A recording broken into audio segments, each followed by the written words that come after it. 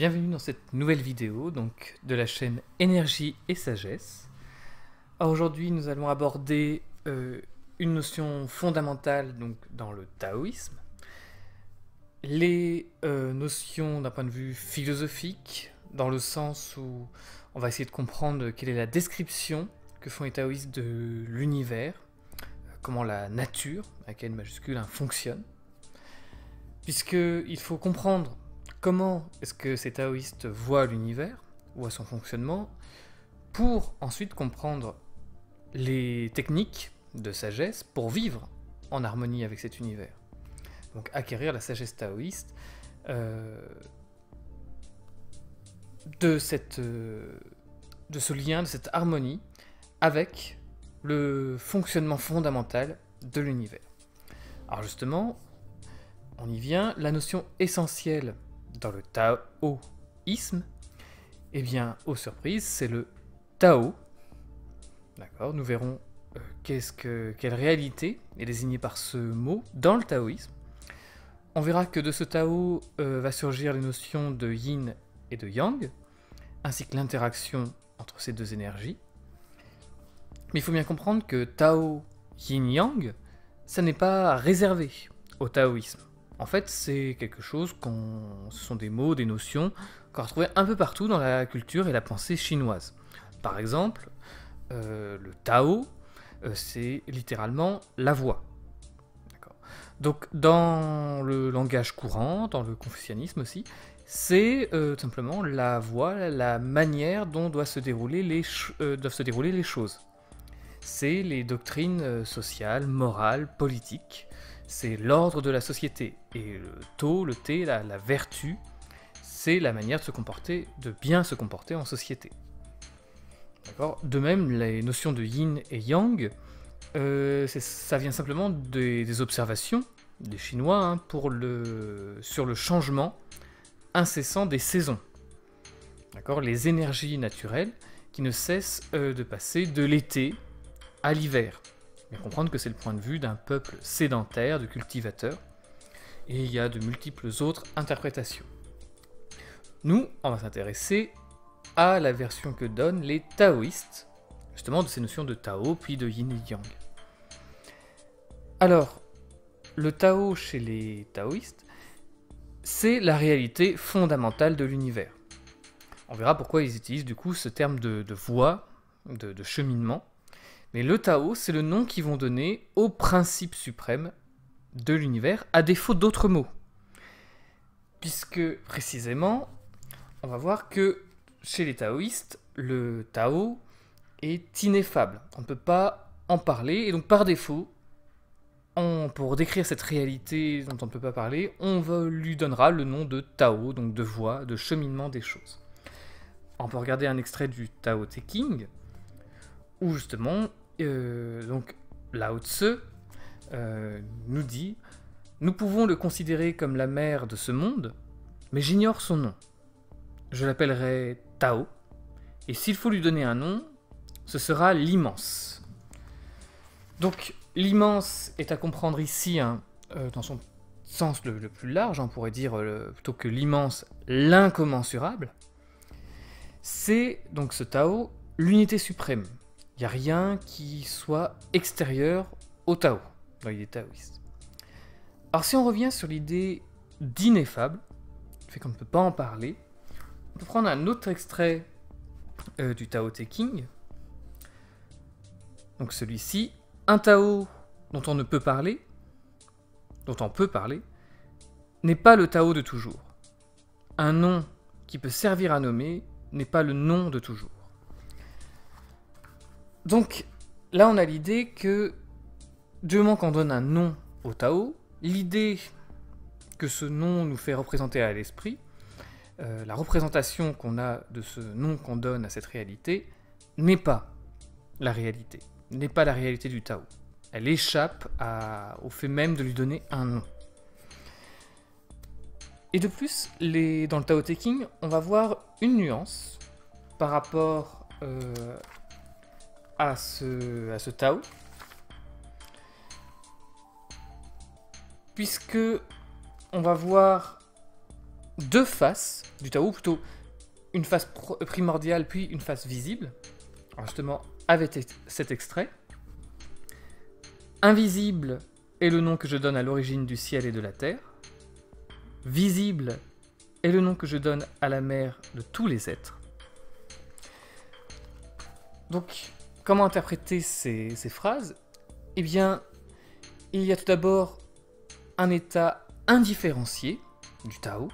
Le Tao dit invisible. On verra dans le Tao Te Ching qu'il le désigne aussi par obscur. C'est-à-dire le Tao qui n'est pas encore manifesté. C'est simplement, en quelque sorte, l'énergie, le processus du monde. Et vous avez le Tao dit visible, qui cette fois est différencié, manifesté, qui va être accessible au sens. Et c'est de ce Tao que va être fait tous les êtres. Oui, revenons sur la fin de la première phrase. Le ciel et la terre, ce sont des énergies mystiques. Le ciel, l'ordre céleste, la terre, le chaos terrestre, dans la pensée chinoise. Donc, le Tao invisible, c'est, si on peut regarder le signe du Tao, vous voyez par exemple ce grand L, en bas de ce signe, c'est l'idéogramme du changement, du devenir permanent. Et le reste, c'est l'idéogramme pour chef, tête, etc. Donc le Tao, c'est le principe primordial de changement, de devenir permanent du monde. C'est une notion qu'on va retrouver dans le taoïsme, une notion d'impermanence, de changement perpétuel. Donc le Tao invisible, le premier Tao, c'est le processus immatériel de devenir permanent. Et ce processus va s'appliquer à un Tao manifesté. On pourrait comprendre cette idée de Tao manifesté avec une métaphore de l'océan. D'accord ?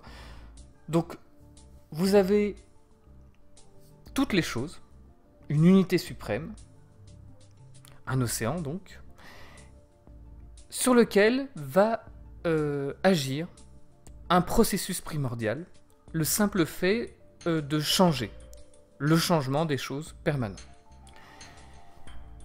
Ainsi, tous les êtres issus de cette unité suprême sont, pour rester dans la métaphore, comme des vagues sur cet océan. Donc ce sont des formes éphémères, mais des formes sans existence propre. On verra, ça rejoint la notion taoïste de vacuité, de vide.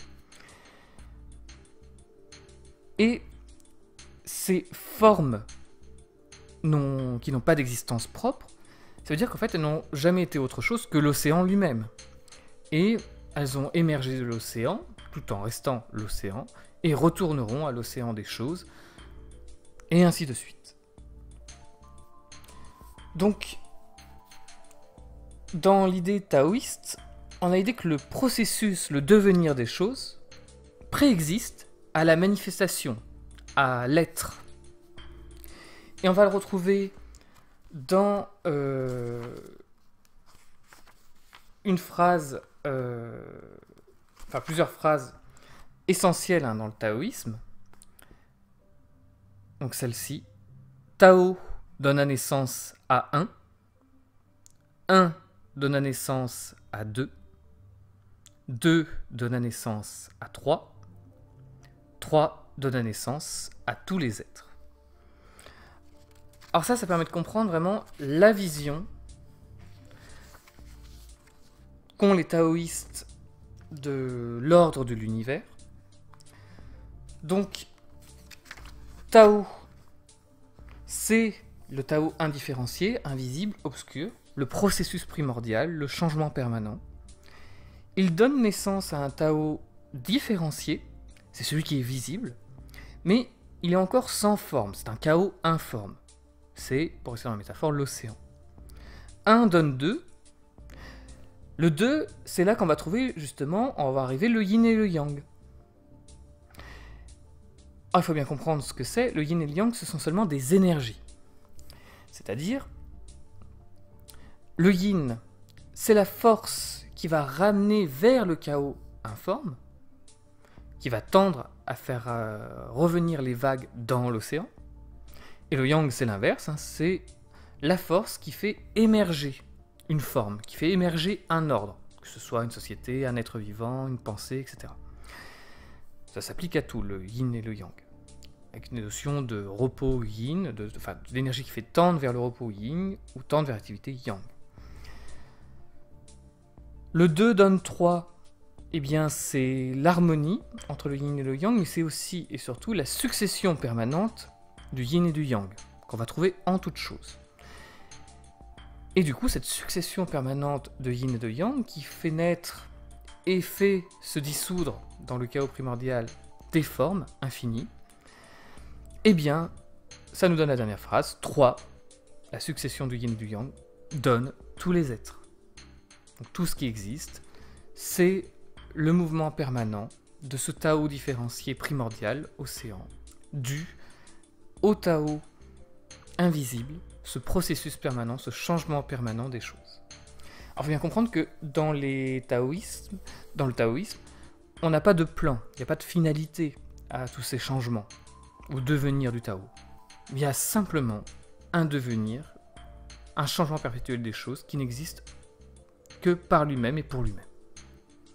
Quelle est la réalité ? La réalité, c'est le changement perpétuel des choses. Alors du coup, pour les taoïstes, hein, il ne faut pas se laisser berner par les apparences de ce monde, qui ne sont que des formes éphémères, qui ne sont que les abords du Tao. Donc c'est ce qu'on va trouver dans une autre phrase du Tao Te Ching. Je scrute du regard et ne vois rien, j'appelle cela l'indistinct. J'écoute et n'entends rien, j'appelle cela le silencieux. Je tâte et ne trouve rien, j'appelle cela le subtil. Aucune de ces expériences n'apporte de réponse, je ne trouve qu'une unité indifférenciée. Indiscernable, on ne saurait la nommer, car déjà elle est entrée dans le domaine où il n'est pas d'objet sensible.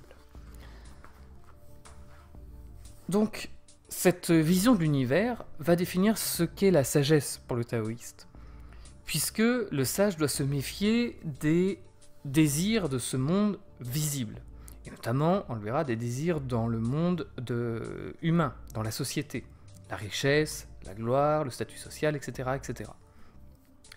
Puisque il oublie alors, il ne comprend pas alors la vérité fondamentale, le Tao fondamental, c'est-à-dire la force, l'énergie, qui est le devenir constant de l'univers. Et les taoïstes invitent, par des exercices de spiritualité, de méditation, plus que par un raisonnement philosophique, puisque cette réalité du Tao est ineffable, on ne peut pas la saisir par le langage, ni par les sens, on va tenter de la saisir par l'intuition. C'est-à-dire qu'on ne peut connaître le Tao que par la pratique de la sagesse, par l'art de vivre en harmonie avec lui, et pas par des concepts intellectuels. C'est une réalité, le Tao, ce processus permanent des choses, qui ne se dit pas, mais qui se vit. Donc la vertu chez les taoïstes, ça n'est pas comme chez les confucianistes ou en Occident, vivre bien, éviter le mal.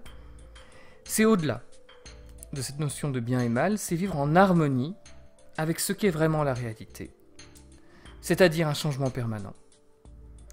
Et les taoïstes font remarquer que précisément beaucoup d'hommes souffrent d'être dans l'illusion des apparences des choses. Ils ne comprennent pas que ce ne sont que des apparences, que ce ne sont que des abords de la réalité, mais pas la réalité elle-même. Et ils souffrent précisément quand ils tentent de lutter contre le flux, dans lequel ils sont, qu'ils le veuillent ou non, qu'ils ne contrôlent pas. Le taoïste dit justement, il faut accepter d'être dans ce devenir permanent, il faut aimer, il faut vouloir le changement perpétuel des choses et l'accompagner avec souplesse. On verra, c'est une grande notion de taoïsme, du non-agir, Wu Wei en chinois. Et nous le verrons donc dans une prochaine vidéo.